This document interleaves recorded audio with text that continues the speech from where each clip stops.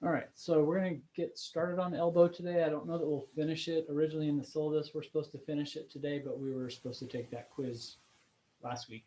Um, so we should have time to catch up when we move into the wrist and elbow or wrist and hand. I think we've got two lecture sessions dedicated to that. So whatever we don't get through today on elbow, we'll cover Thursday or potentially Tuesday if we push things back. Elbow is one of our easier joints. When we talk about the elbow itself, the humeral ulnar articulation, just because it's a hinge joint, we don't have a lot of degrees of freedom. Um, it's pretty stable compared to like its analogous joint, the knee. The elbow is definitely kind of more locked into place. We don't have to rely on the ligaments for as much support as we do when we look at the knee itself. Now we do have the complicating factor of the articulation between the radius and the ulna that gives us that ability to do pronation and supination. So we have that pivot joint that's, again, we have two of them, a proximal and a distal radial ulnar joint. So that's definitely different than the lower leg where we really don't see that same type of motion between the tibia and the fibula. All right, so we already talked about shoulders. So I'm going to kind of skip all that. If we look down just at this midpoint of this slide on the left-hand side of the picture, this is a posterior view. So we're seeing the olecranon is basically where that marker is for the humeral ulnar joint. And then we have the humeral radial joint, which there is an articulation there between the head of the humerus and the capitulum. That's, excuse me, the head of the radius and the capitulum that's on the humerus. But it's not really the main articulation of the elbow. That's going to be between the ulna and the humerus.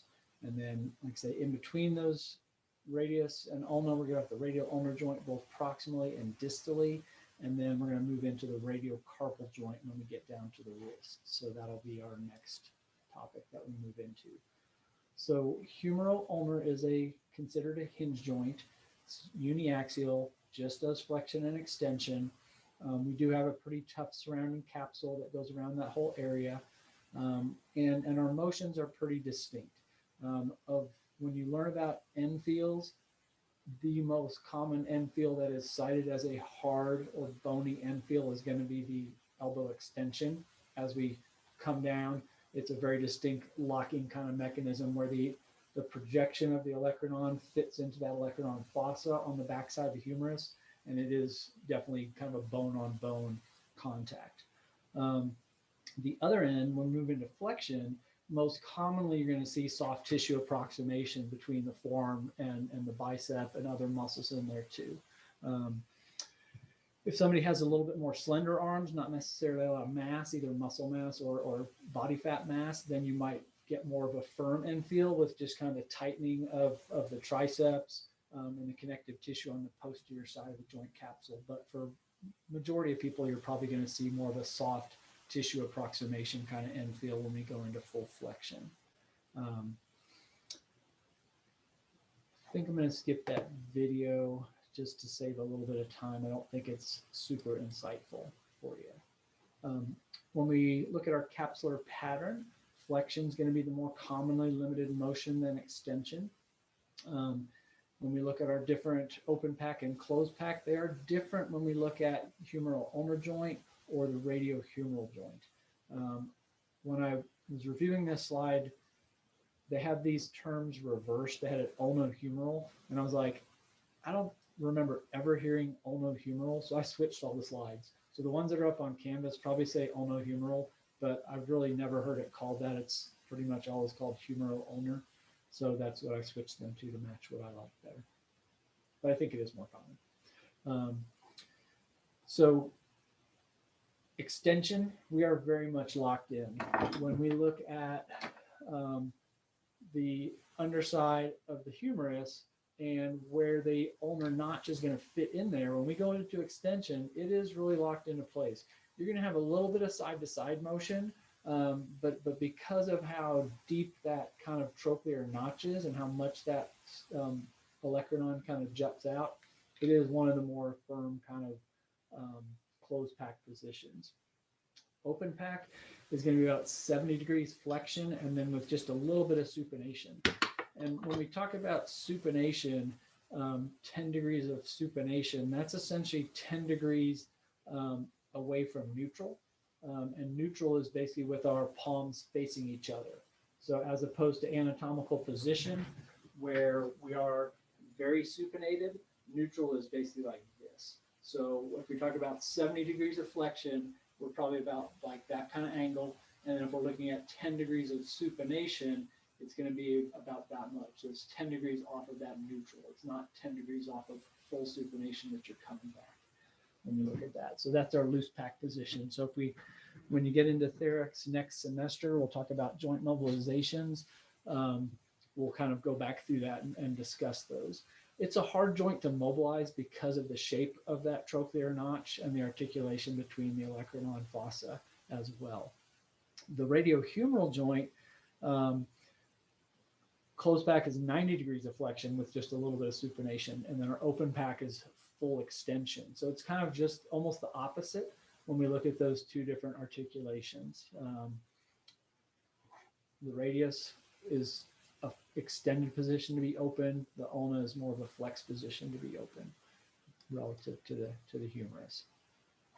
So nice little side view here kind of gives you the view from the lateral side, and you can see the head of the radius. And so the head of the radius is convex around the sides where it's going to be fitting up against the ulna, but on the tip, it's very much a concave surface. I don't know how well, let me shut off my screen share and you can see this bone a little bit better, hopefully. So very convex around the sides, but you can see that little indented area, and it's almost like a golf tee. If you've ever seen a golf tee, you could fit that golf ball right on top of there. So that's where it's going to hit up against the capitulum. And it's going to basically, when we do pronation and supination, we're going to get, in the pivot joint, we're going to get this rotation of the shaft of the radius, but we're also getting a lot of spin where it's going to be articulating with the capitulum when that's happening too. So we're getting that kind of roll and glide component where the ulna and the radius meet, but we're getting spin essentially where the tip of the radius is meeting up against the humerus itself with the capitulum.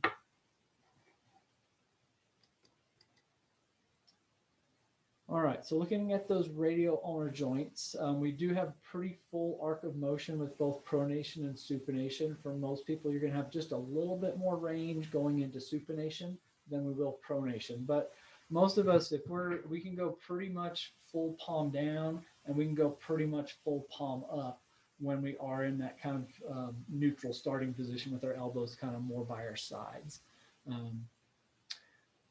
If you look at the bottom picture down here, you can kind of get an appreciation of how the radius really does cross over the humerus, or excuse me, the ulna, relative to when we start in anatomical position. I'm not sure if I should go back to sharing my screen. Sorry, I just realized I hadn't done that.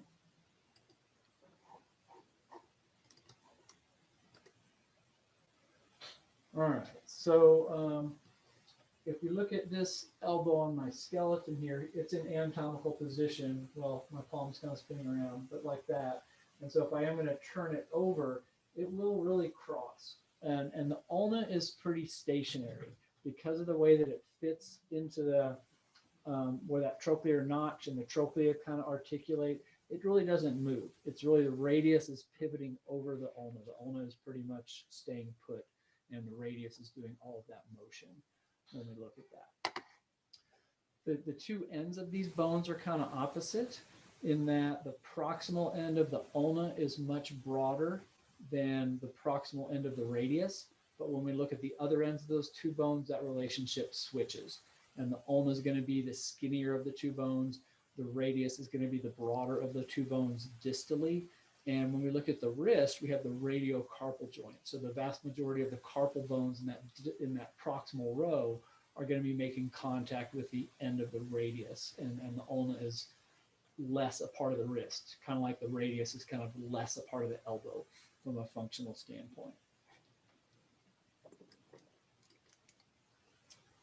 Another little cutaway view. This time we're looking at the medial side, so you can kind of get an appreciation of just how kind of deep of a socket that is. I mean, it's somewhat similar to like the acetabulum in that we do have a pretty good deep area. It's not as round and kind of circumferential like we see with the acetabulum. It's more of kind of a flat view, but it is a pretty deep little semi-socket kind of arrangement. So this is the ulna is very much the concave side of this joint, and the humerus is very much the convex side of this joint pair. And then we do have that surrounding articular cartilage, that surrounding articular capsule that's going to encompass all of that joint. Oops, I got a little click happy. All right, so looking at our humerus, if we look at that distal end, this is a left humerus that I'm holding up in front of the camera. The medial epicondyle projects significantly farther away from the shaft of the bone than the lateral. Both of those are really, really easy bony landmarks to find, and you should be able to find those super quick on just about anybody. Basically just bracketing either side of your elbow. So those should be really easy things to find. The capitulum is going to be this portion right here. So the trochlea is kind of all of this part between my fingertips, and the capitulum is just this rounded part on the head right there. So got kind of this, I always think of the trochlea as kind of being like a spool. You have this kind of indented kind of V shape between the two little rounded portions of that trochlea, and then the capitulum is just over on the side. Again, the capitulum is going to be lateral in anatomical position. The trochlea is the more medial side one. Backside, we've got the olecranon fossa. So that's a really, really deep fossa. And again, that olecranon itself projects out pretty far, and so it does fit into that space. On the front side of the joint, we have the coronoid fossa. And so this is kind of a hollowed area here. It's probably hard to tell on a 2D flat screen, but check when you're on campus the next time and look at the skeleton. When we look at the ulna, this projection right here is the coronoid process.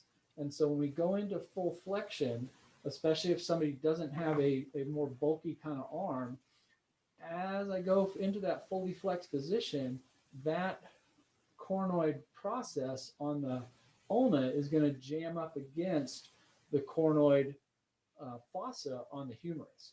And so I don't know what degree of flexion that is, but it's probably 160 or something like that, maybe.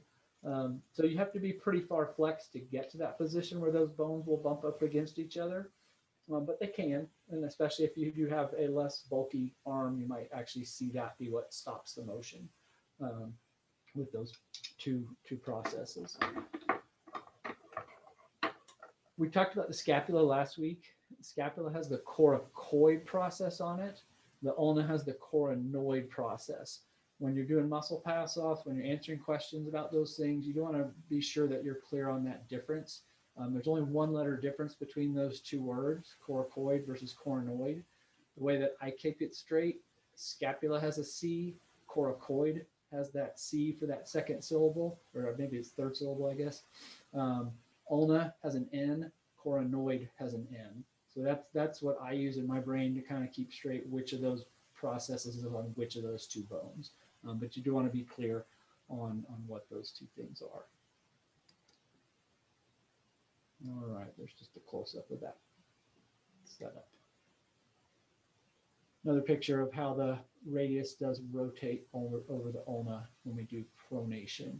When we do supination, they're going to be in that normal anatomical position. But when we go into progressively more pronation, that palm down position, then we're going to get that radius crossing over to the other side of the ulna.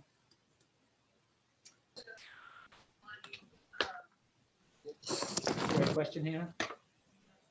Oh, no, sorry, that was accident. Okay. All right.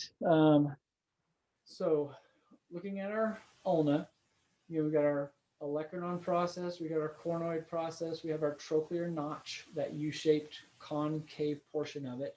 On the side, we're going to have the radial notch. So this is also a left ulna. And as I rotate it, right in here you have a kind of a concave surface here.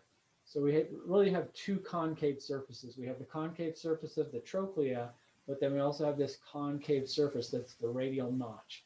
And so that's where the head of the radius is going to fit into that spot and be able to just kind of spin around in place. And it's hard for me to control it all while I'm looking at three different screens and cameras. We do have kind of the opposite relationship at the other end of the bone.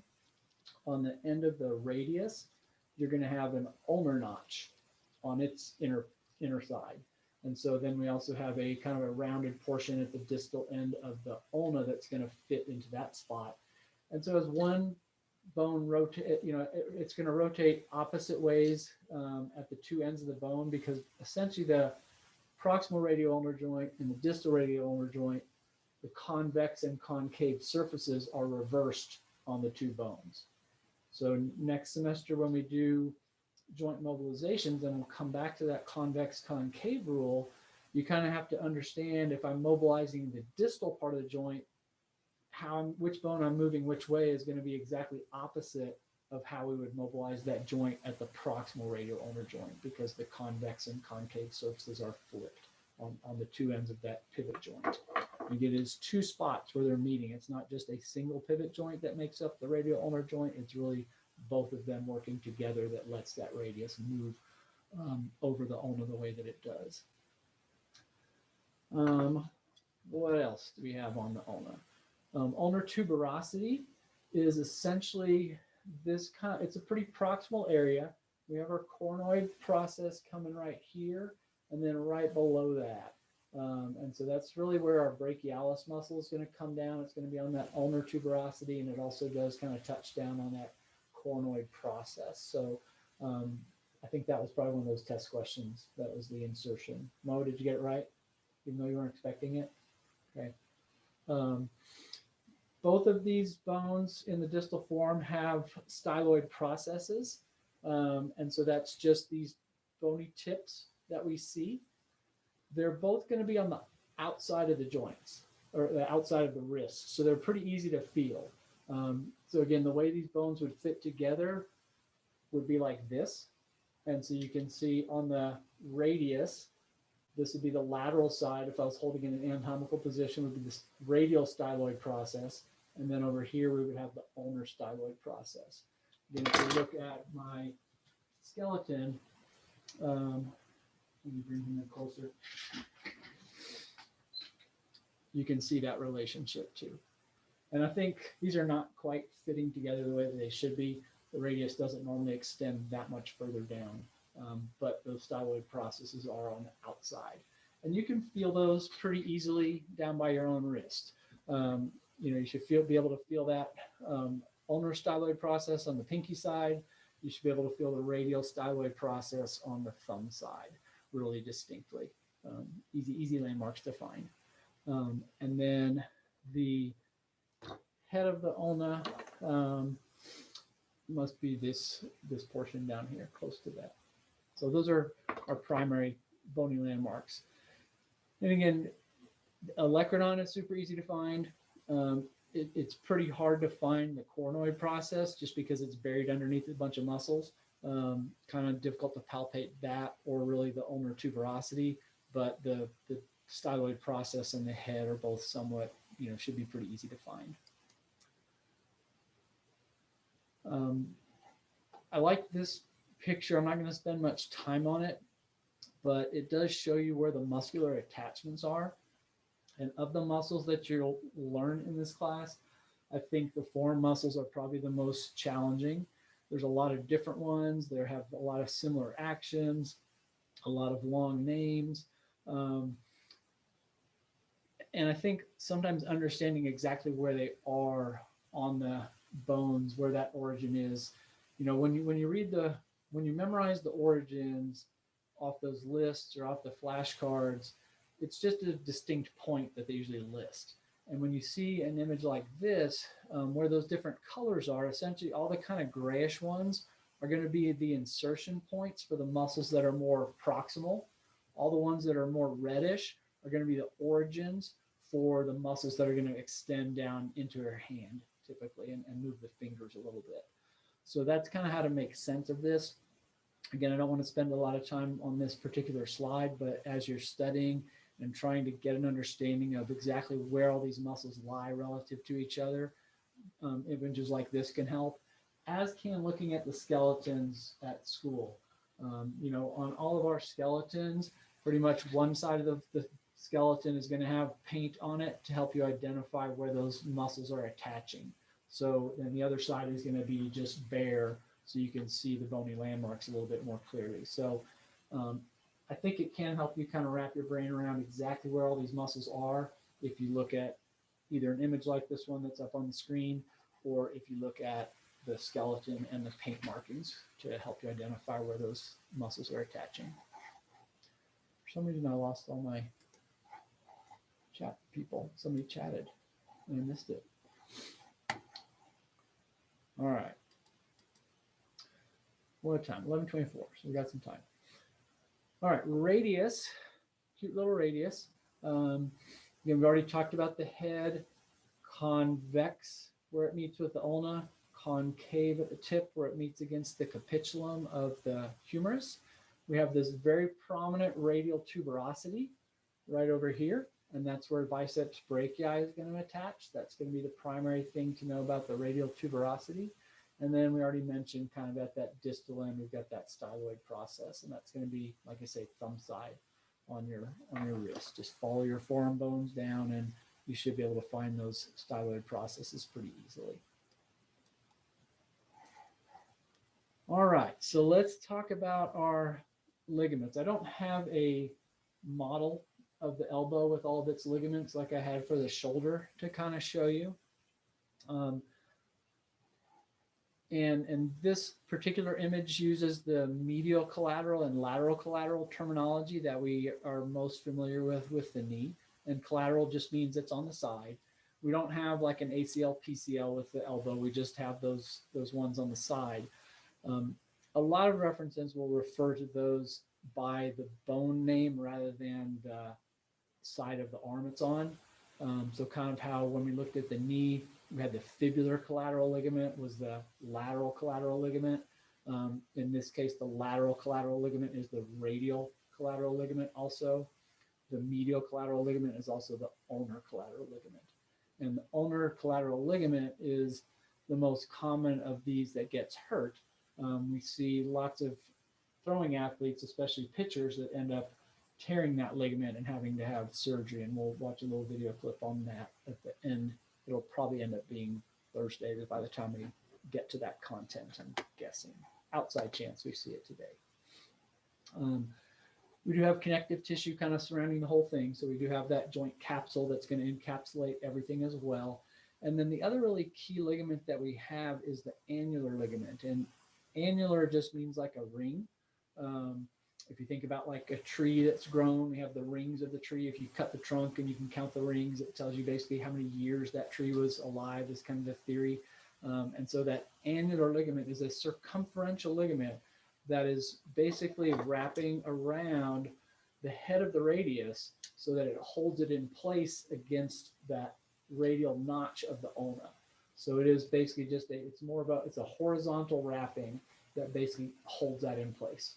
And we do see, especially in little kids, before they have kind of matured, you can basically, if you yank their arm too hard, you can pull that out of that loop of ligament. And the radial head will basically dislocate distally from that.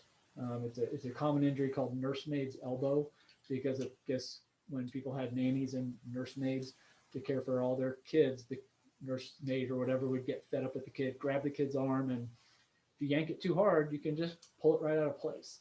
And it's not that it's hard to pop it back in, but it's just, painful, and you got to take the kid to the ER to get it done. So handle your children gently.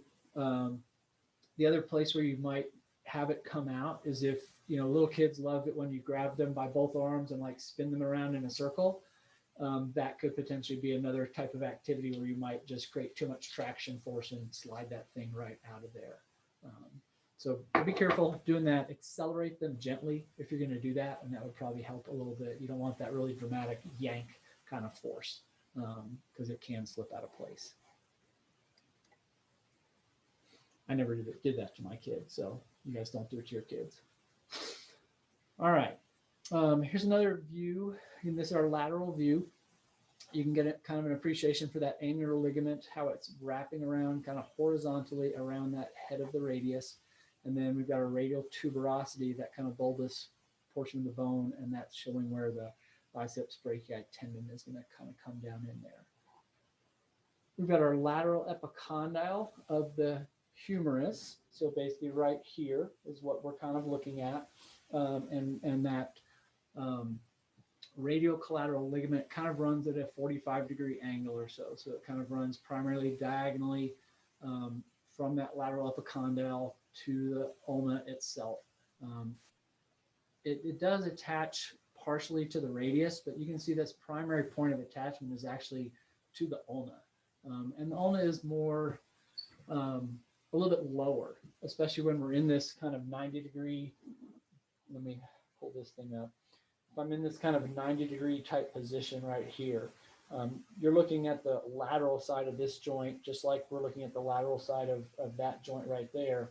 And the ulna does kind of stick down a little bit lower. You can see that bluish paint kind of right here. This is ulna, but this is radius. And so that ligament would be running kind of diagonally through here. And it does probably tie into the annular ligament and some of the other joint capsule tissue, but its primary attachment point is really onto that ulna itself, even though it's called the radial ligament. And so maybe that is where lateral collateral might be a better term, because it's not super well attached to the radius. If we look on the other side, Is that, so looking at that lateral, is that the tissue involved in like tennis elbow? no, that's usually more of a tendinitis type. So all the muscles would be involved in that. So we'll see Okay, thanks. that picture there in a bit. So all of our extensor tendons are going to tie into that lateral epicondyle for the most part, and that's what usually causes tennis elbow. So if we're looking at the medial side, which is what I'm holding up right here, and we've got that medial epicondyle, and coming off of there is where all those medial side ligaments are going to run.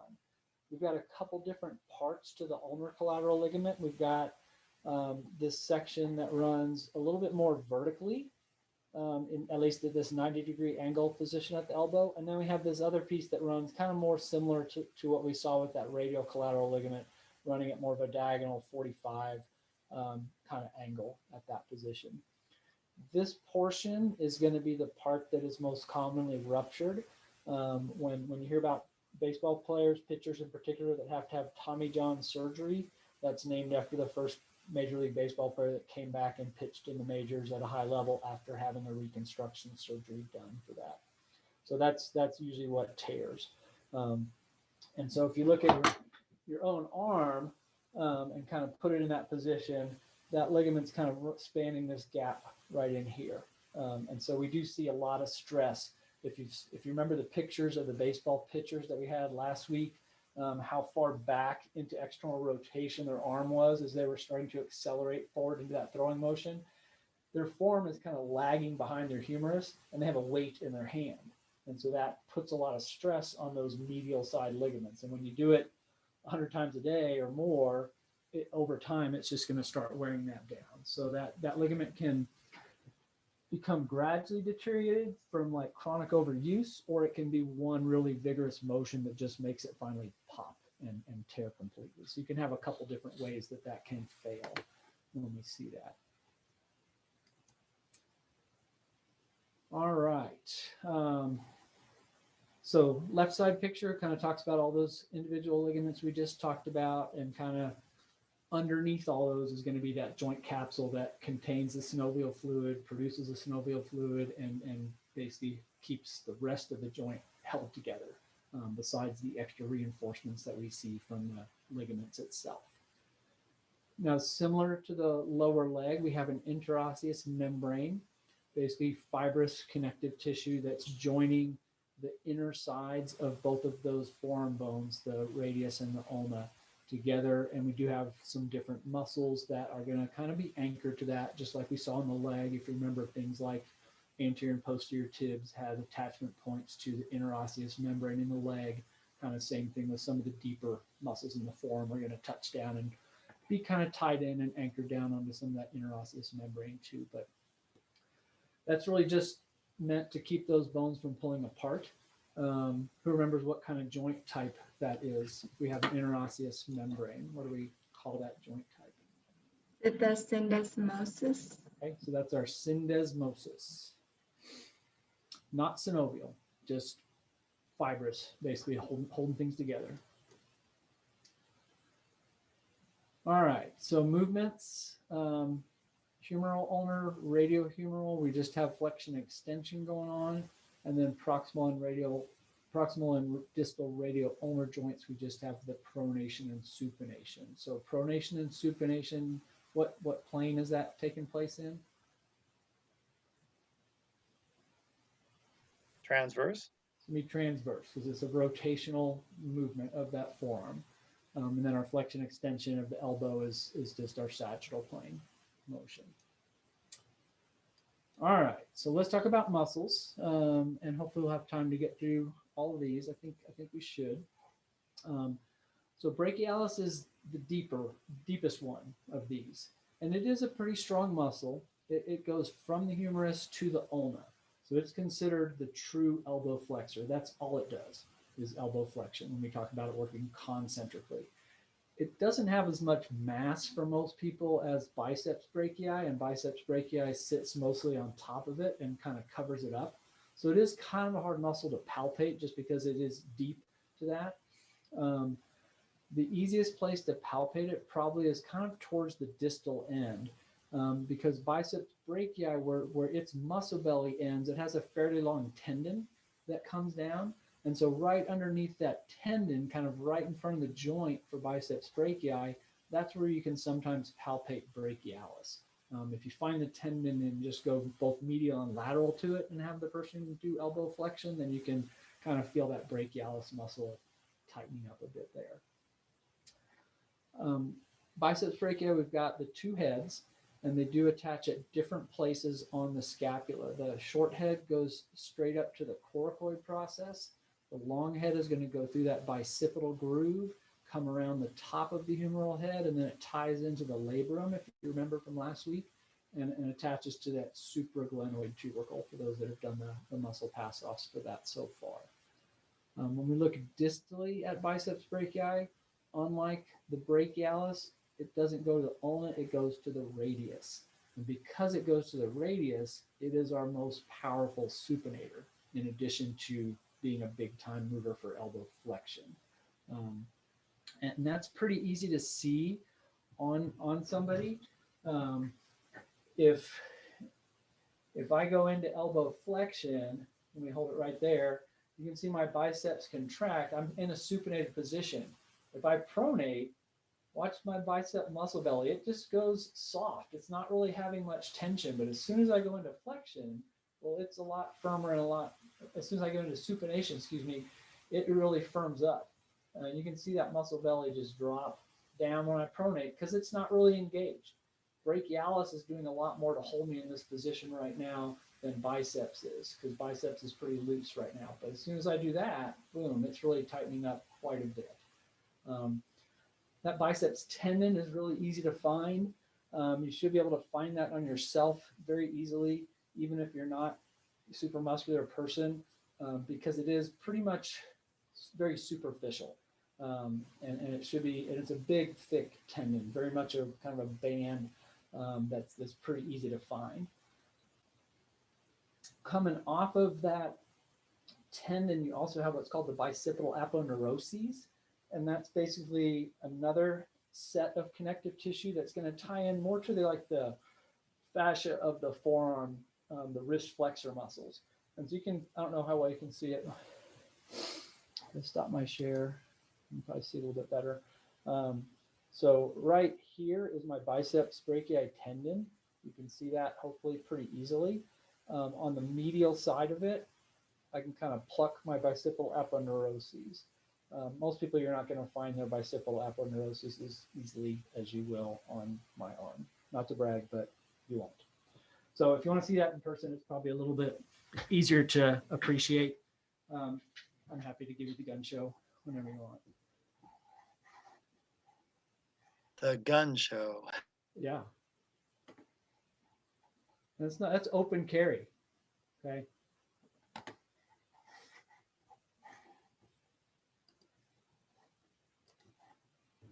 Does the biceps also do shoulder flexion? That wasn't mentioned on the cards, but I thought it also did shoulder flexion. It does, yes. And those cards are a little lacking. They tend to be a little, for the two joint muscles, they don't give them credit for all their actions at all those joints. So yes, it will be a shoulder flexor. The long head, especially if we externally rotate, is also going to kind of kick in and be getting some use when we do abduction. But for sure it's a shoulder flexor as well as all the things that it does in the elbow and the forearm. Is that why when we do random muscle testing in a supinated position with your forearm, the bicep is activated? So if you're pronated, then bicep is no longer activated during shoulder flexion. Yep. If you remember from the first day that we went over just basic main muscle testing and goniometric tests, that was one of the motions that we tested was elbow flexion. And we'll do that again this week in lab 2 and review those 3. So yes, if we're fully pronated and we do that MMT, we're going to be putting more of the force through brachialis. If we're more supinated, we're going to put more through biceps brachii. And then if we're more in that neutral position where our palms are facing each other, then that puts brachioradialis right on the top. Now, brachioradialis doesn't have as much mass as those other two, so it's not going to really be able to produce as much force, but it is considered an elbow flexor also. Again, anytime you're bending your elbow, you're going to be using all 3 of those muscles to some extent. The position of pronation or supination will kind of determine how much of the load each of those 3 muscles is going to be responsible for. Just because of the biomechanics of it and which ones have the best line of pull to cause that action to take place. So here's brachioradialis coming off the distal part of the humerus itself, and it runs all the way down to the radial styloid process. And again, if you flex your elbow in a neutral position, right on the top of your forearm is going to be the muscle belly for brachioradialis. And then it turns into more of a tendinous thing that runs all the way down to your wrist and comes in on that radial styloid process. Because of where it attaches there, they say that it can help with both supination and pronation. And we don't usually see a lot of muscles that will do both actions out of a pair. Usually you have a muscle that does an agonistic motion and something else that's going to be the antagonist for it. In the case of pronation and supination, brachioradialis helps with both, but it doesn't do it through the full arc of motion with both. If I'm starting out from a pronated position, brachioradialis can essentially pull me up to neutral. If I start from a fully supinated position, brachialis can work concentrically to pull me up to neutral. But if I'm like holding a weight and doing pronation and supination with a weight, essentially brachioradialis would work concentrically to let me pull up, and then I would have to work eccentrically as I lowered that weight down. And then going the other direction, I'd work concentrically to pull it up to neutral, and then I'd work eccentrically to kind of pronate as I work my way back down. So it does help with both of those motions, but it will not complete the full arc of motion for either of those motions. We have other dedicated muscles that are specifically pronators and specifically supinators that are able to take those 2 joints, those proximal and distal radial ulnar joints, through the entire arc of motion as we move. All right. Triceps doesn't get a lot of help. We think about biceps, well, it's got brachialis and brachioradialis that help with that elbow flexion. Triceps, we do have anconius. That's an elbow extensor, but it's tiny. It's like, smaller than your pinky probably. There's not much muscle. It doesn't do much force. So honestly, I don't know why we have it, because it really doesn't help do a whole lot. So when we look at elbow extension, it's virtually all on triceps brachii. And it is triceps, meaning we've got 3 different heads to it. The 3 different heads are the medial head, the lateral head, and the long head. The medial and lateral head are kind of like, think about like the vastus muscles in the quad. They start on the humerus and they insert on the olecranon, so they only cross one joint. Medial and lateral head only do elbow extension. The long head comes in and attaches on the scapula. So even though it's below the head of the humerus, it's still considered to cross the elbow joint. So it, or excuse me, cross the shoulder joint. So it does have the ability to extend the shoulder. It has the ability to kind of help with horizontal abduction a little bit. It's going to help a little bit with adducting the arm as well and pulling it back to the side. And that's really, all those extra motions are just the long head. The medial head and the lateral head only do the elbow extension part. And so you can see those, the medial head is kind of really more this central portion. The long head is really running the whole length of the arm coming into the medial side and kind of tying into it. And then the lateral head is pretty distinct and pretty easy to see on the outside. Happy to take that out of the holster for you if you need to see it in lab this week.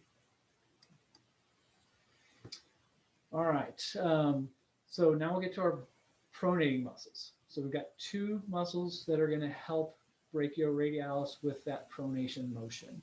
Pronator teres is the easier of the two to palpate because it's very much a superficial forearm muscle. If you got my model right here. So here's our biceps brachia coming down into it. This little section right here is pronator teres. So the most medial side, well, I guess it's actually the most lateral side of the superficial forearm muscles is pronator teres. It's not super big, but it is right there. And again, it's not super powerful, but it's got getting help from some of those other muscles. It's right there on me. So when I pronate, you can see that pop up right there. Pronator quadratus is really deep. It is hard to palpate because it's essentially kind of underneath all of our flexor tendons that are coming through the forearm. So it's pretty difficult to actually feel it doing a whole lot of work because every time you do that motion, you tend to also engage a lot of the finger and wrist flexors. And when they tense up, it kind of lifts those tendons away from the bones and makes it a little bit harder to palpate. Pronator quadratus. If we look at teres, it's coming off of that medial epicondyle and running kind of diagonally down about 2/3 of the way down the forearm and then attaching on that kind of the lateral side of the radius. And so when it shortens, it's able to basically pull that radius across and make it cross over towards the ulna because of its proximal attachment. Because it does cross the elbow, it conceivably helps a little bit with elbow flexion too. The line of pull's not straight across the joint, but it does start on the humerus. So it does cross the elbow. So in addition to pronation, it's probably going to help just a little bit with the elbow flexion. Pronator quadratus, on the other hand, that's all it does, is just pronation. And then we've got supinator. Supinator is a tiny little muscle too. Again, not very powerful. Biceps brachii is a way more force-producing muscle that does supination. So when we have a lot of resistance, you're going to use biceps brachii to help a lot. And one thing where you'll use it a lot, if you think about like trying to put a screw into a piece of wood, depending on if you're right-handed or left-handed, you're either going to be pronating a lot or supinating a lot as you're going righty-tighty, and then the opposite way. When I took my upper extremity class in PT school, I distinctly remember there being a test question about which way you turned your screwdriver, whether you were supinating or pronating. And I had to point out to my instructor, I was like, you need to specify whether that's for the right hand or the left hand, because being a lefty, I'm going to be pronating to go righty-tighty, but a right-handed person is going to be supinating to turn that screw to the right. So it is different depending on which hand you're using to drive that in, or to extract the screw if you're trying to twist it the other way. Opening doorknobs, same kind of thing. Usually you're gonna, if you're using your right hand, you're gonna supinate most often, but a lot of doorknobs are kind of ambidextrous. You could turn it either way and it still is gonna make the little latch piece move out of the way. So they're not always one-sided like that. This is a little bit tricky to feel. It is coming off the lateral epicondyle, and it does tie into the ulna. It's pretty close to the radial head. And so if you start from a pronated position, find your lateral epicondyle, you'll be able to feel kind of the joint space, and then you'll be on the head of the radius. So you should be able to feel the head of the radius kind of right in there and kind of pinch your fingers around it. And if you supinate and pronate when you do that, then you should be able to feel that radial head kind of moving. And again, the supinator does kind of tie in to the ulna as well as the radius in that space, but it's and you'll feel it tense up a little bit when you do that, and especially if when we do the MNTs and you do resisted pronation and supination, then try palpating in lab today or Thursday, depending on which day you have it, and see if you can feel that supinator muscle kind of tensing up when the person does resisted supination. But it is kind of hard to feel between all the other muscles that are running in that area. And most of the muscles that are attaching on those medial and lateral epicondyles are going to be basically all the wrist and finger flexors and extensors. Our extensors are pretty much all coming off of lateral epicondyle, and our flexors are pretty much all coming off of the medial epicondyle. So we do have a lot of different muscles that are coming off of those particular landmarks. So definitely important to understand which ones those are. And we'll get into all the finger flexor and wrist flexors starting Thursday. All right. So just a little bit left here. And I think this might be the last slide, and then we'll talk about some of the pathology. So we may get through the bulk of this content today, fortunately for me. So carrying angle is basically the amount of kind of lateral deviation that we see of the forearm relative to the humerus. And we all have a little bit. We don't come straight down. Now, if I look at my skeleton, it does, but that's not natural. Most of us, we're going to have our forearms, when we're in anatomical position, will deviate out a little bit. And if you ever think about like trying to carry a suitcase or a bucket of water or something like that, it's helpful to have that carrying angle. If our arms did come straight down, then that object that we're carrying in our arm would constantly be banging up against the lateral side of our thigh as we were swinging our arms back and forth. Or we'd have to abduct our shoulders and basically hold our arms out to the side, and that's super fatiguing. So if we're carrying a heavy load, and we can just hold it like this, well, that object is away from our hips, away from our thighs, and so we can, move with the object, we can move our legs, and we're not just banging things up. If we didn't have that carrying angle and our forearms were very tight to our side, we'd have to do this to be able to carry that object. And we do see typically a bigger carrying angle in women than men, and it makes sense. Men tend to have a narrower pelvis. Women tend to have a wider pelvis. Men often have wider shoulders, and women tend to have a little bit narrower shoulders. So if we look at a female anatomy, we have narrow shoulders and a wide pelvis. Well, we need those forearms to angle out a little bit more to clear those objects from our sides when we're walking. If you're a guy and you have broad shoulders and narrow hips, well, your arms can hang more straight down and not have that object that you're holding kind of get in the way as it's swinging back and forth. So 5 to 10 degrees is average, probably more on the 5 side for men, probably more on the 10 side for women. But it's not something that we normally use a goniometer to measure. I suppose you could. All right, so pathology-wise, Tom asked about tennis elbow, and that's typically lateral epicondylitis or lateral epicondylosis if it's a more chronic condition that's been going on for a long period of time. And it's called tennis elbow because you'll see it with tennis players when they hit their backhand primarily. You've got this long lever of your arm and then you have this long racket, and then you're trying to stop a high velocity ball coming toward you and reverse its direction. And when that ball hits the racket, it wants to deflect the racket back a little bit, and that makes your wrist want to go into a little bit more flexion, and it puts more eccentric load on those wrist extensors.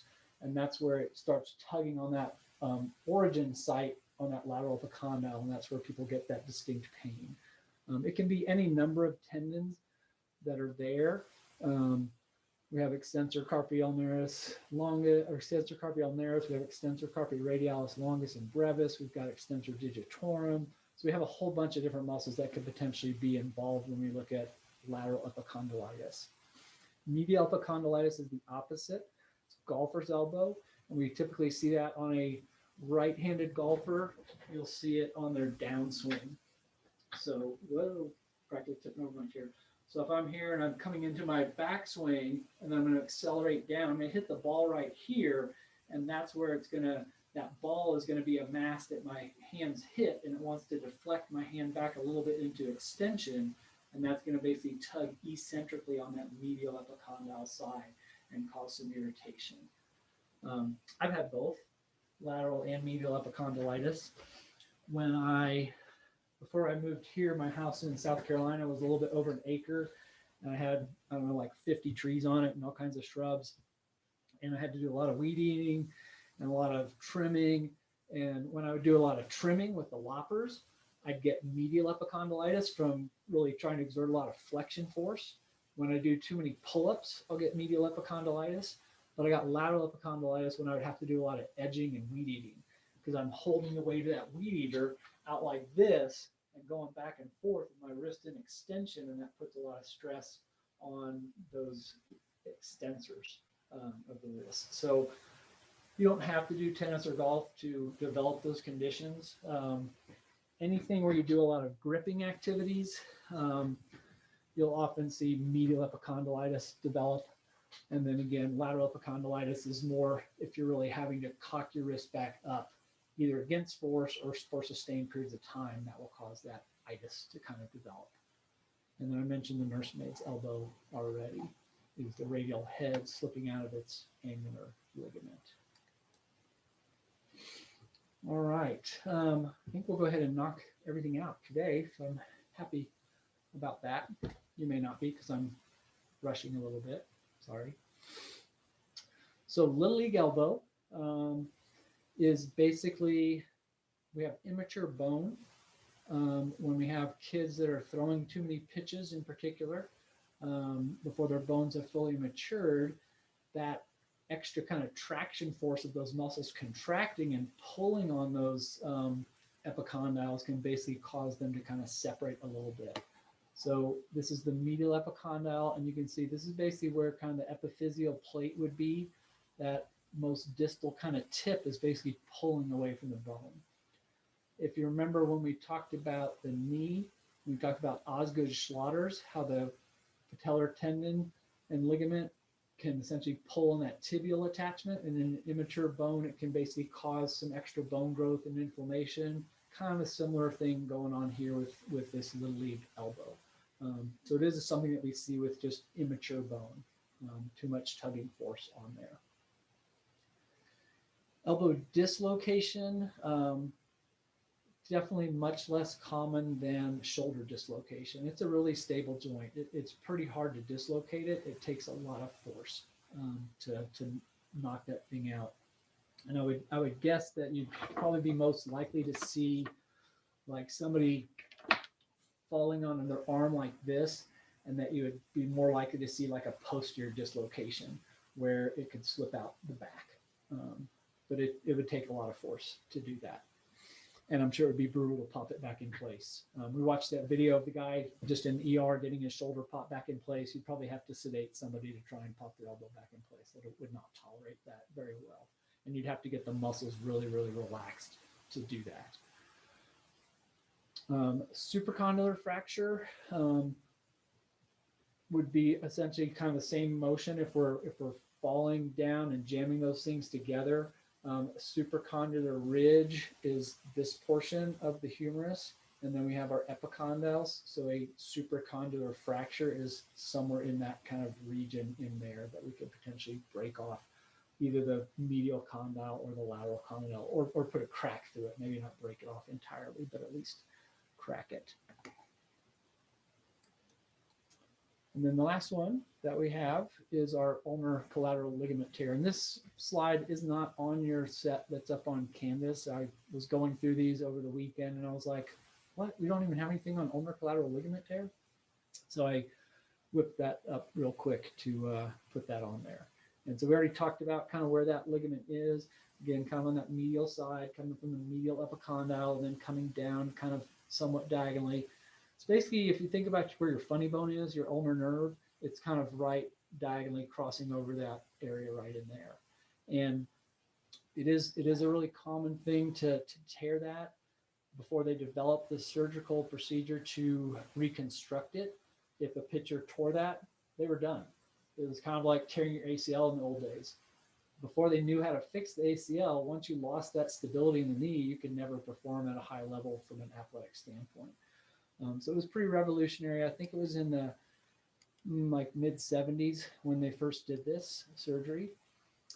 So this is just a little video clip about it. And once this ends, then we'll be done for the day. And I'll see half of you in lab. Well, probably not half because we're splitting up into thirds this week. So this is just an orthopedic surgical group that put this together. I just liked their video, so I decided to use their site for it. My name is Dr. Adam Farber, and I would like to talk to you today about ulnar collateral ligament, or UCL, injuries. To understand ulnar collateral ligament injuries, you must first understand normal elbow anatomy. This slide shows a view of the front of the elbow joint. The elbow is a hinge joint composed of the ulnar collateral ligament. The ulna is marked by the red outline, and the radius is marked by the yellow outline. The ulnar collateral ligament, or UCL, is the main stabilizing structure on the inside portion of the elbow joint. It connects the humerus, or upper arm bone, to the ulna of the forearm. The ulnar collateral ligament, shown in this slide in a reddish tint, is composed of three separate bundles, including the anterior bundle, outlined in blue, the posterior bundle, outlined in yellow, and the transverse bundle, outlined in green. The anterior bundle is the main functional component of the ulnar collateral ligament. The majority of UCL injuries occur in throwing athletes. Therefore, to understand UCL injuries, you must first understand the mechanics of the normal throwing motion. Whether throwing a baseball, football, or javelin, the mechanics of throwing are relatively constant. This slide shows the phases of throwing a baseball. The thrower progresses from the wind-up phase to the early cocking phase, then the late cocking phase, the acceleration phase, and finally the follow-through phase. During the late cocking phase, the thrower's shoulder is rotated externally and a significant amount of strain is placed upon the elbow, which is in a flexed position. The majority of this strain is transmitted through the ulnar collateral ligament.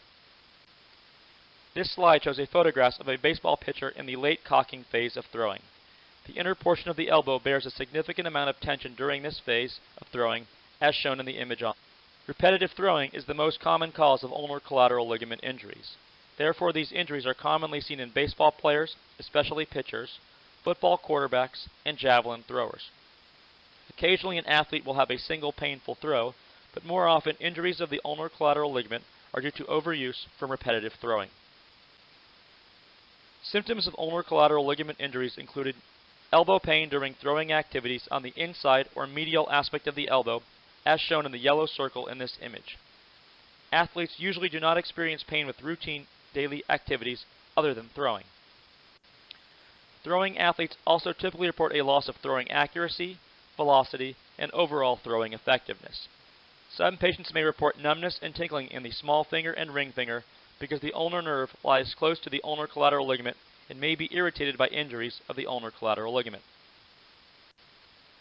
Initially, conservative, non-operative treatment is recommended for most ulnar collateral ligament injuries.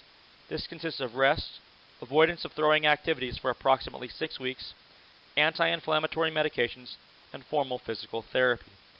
After 6 weeks, athletes can attempt to resume throwing activities in a slow, gradual fashion by performing a throwing program. Occasionally, PRP injections are recommended for partial injuries of the ulnar collateral ligament. If conservative treatment is unsuccessful and athletes are not able to successfully return to throwing activities, surgery is recommended. Repairing the ulnar collateral ligament is typically not successful, so reconstructing the ligament using a graft is recommended for most patients. The graft is typically taken from the palmaris longus tendon on the patient's forearm, but if this tissue is absent or deficient, a hamstring tendon from the knee may also be used. This slide shows a diagram of the palmaris longus muscle and tendon. The muscle is of minimal functional importance, so the tendon, outlined in the yellow box, can be taken as a graft to reconstruct the ulnar collateral ligament. In order to perform the ulnar collateral ligament reconstruction surgery, also known as Tommy John surgery, the graft is passed through tunnels created in the bones on the ends of the humerus and ulna in an effort to reconstruct the anatomic orientation of the anterior bundle of the ulnar collateral ligament. This slide shows an image of a completed ulnar collateral ligament reconstruction with the graft sutured into place. For further information about UCL injuries, please feel free to contact my office at 48. So if you live in Phoenix and you want to contact his office, then I guess you could do that. I think it's probably in Phoenix, given that that's the name of the organization. So pretty common, and palmaris longus is one of the muscles in our body that there's some percentage of the population that doesn't have it. I want to say it's like 10 or 15%. It's kind of like playing tennis. It's kind of this leftover thing that's pretty skinny, doesn't really produce a lot of force, and it's kind of extra. And so typically on a pitcher, they're usually going to harvest the palmaris longus from the non-throwing side, because then that's less likely to affect anything that they really want to do with that skill hand when they're trying to throw and manipulate the ball. So they'll end up taking the graft from one side and create the new reconstructed ligament on the other side of their body. They could do it on the same side, but again, if you are worried at all about interfering with that person's grip or functional ability, palmaris longus is a wrist flexor. It ties into basically the palmar aponeuroses, so it doesn't have a distinct pull on any given bone per se. It's kind of a broad pull, and we do have other wrist flexors that can compensate if we don't have it. And like I say, probably next week when we do MMTs for the wrist, we can kind of see who might have it missing, because it's pretty easy to find if you have it, and it's pretty easy to notice if somebody doesn't have it. So that's it for the elbow. Any questions before we cut out and after this head to lab? Is lab normal this week, or is there anything different we need to know? Lab is normal this week. They have not gotten a plan set up to do additional testing like the governor's recent change in orders recommended for all the different colleges in the state. I think that may kick in next week or the week after. We are going to go to even smaller groups. So instead of just having 2 lab groups, we're going to go to have 3 lab groups. So we just have that many fewer people that you're around when you're on campus. But we'll figure out who's going in which rooms once everybody gets here for that. But otherwise, same old, do your course key thing, get your temperature checked when you come in, and we'll go from there. Do you know the lab schedule for Thanksgiving week? Do we have lab that week? We do have lab that week, to my knowledge. I didn't put this syllabus together, so I'll have to see. I don't know if we'll, because obviously we don't have lab on Thursday for that group. I don't know if we will try and do a virtual lab, and I'll have to look at the content and talk to James and Greg and Johnny and see how we want to tackle that, because we're not going to have a situation where one group has that lab and the other group doesn't. We'll either do something that's combined potentially, or depending on how our cases are looking in the state, it may end up being virtual. So I'll talk to everybody and see what we can figure out on that, because we do have content to cover. And so, but yeah, that's a good point. Thanks for bringing it up. In my meeting with Greg, he said that it'll be like an open lab, he thinks, on Tuesday, since Thursday, the Thursday people won't have lab. Right. Okay. Yeah. We'll let you know. We'll figure out the exact plan and whether we're going to do some video stuff that people can view on their own time for the people that have Thursday lab, or I know some people that work on Tuesday afternoons that have Thursday lab may not be able to make it on Tuesday. And then I know at the same time, we also want to try and keep our numbers pretty small on campus. So like I say, it's pending. We'll figure that out and let you know. And here I Alright. thought we were going to be in lab to check the range of motion of a turkey wing. Yeah, I don't know. I mean, it depends on how much rigor mortis it has, I guess. It shouldn't be stiff at that point. It should be floppy. You could go for that if you want. You guys have your gonies at home, so feel free to let us know what's normal. If you happen to have two turkeys, then you could, if you have a tom turkey and a hen turkey, we could look at male-female differences too, potentially, because women have looser joints. I don't know if that's true for turkeys also. Might be depending on if that turkey was pregnant. So then just make sure you wash your goni afterwards. Yes, yeah, and I don't know, because they're just having eggs instead of babies. They probably don't need a whole lot of ligamentous laxity to loosen up their pelvis like a female human might. So those are all things to ponder over Thanksgiving. But, all right, I got to go eat lunch and then head Hey, in. Craig, quickly, are you having office hours tomorrow or no? Because we don't I have class. will. Yes. Okay. So you guys don't have class, but I will hold office hours if you want to do muscle pass offs or you have questions. I'm going to be grading these quizzes and grading my physiology exams tomorrow, but I will have office hours from 12 to 4.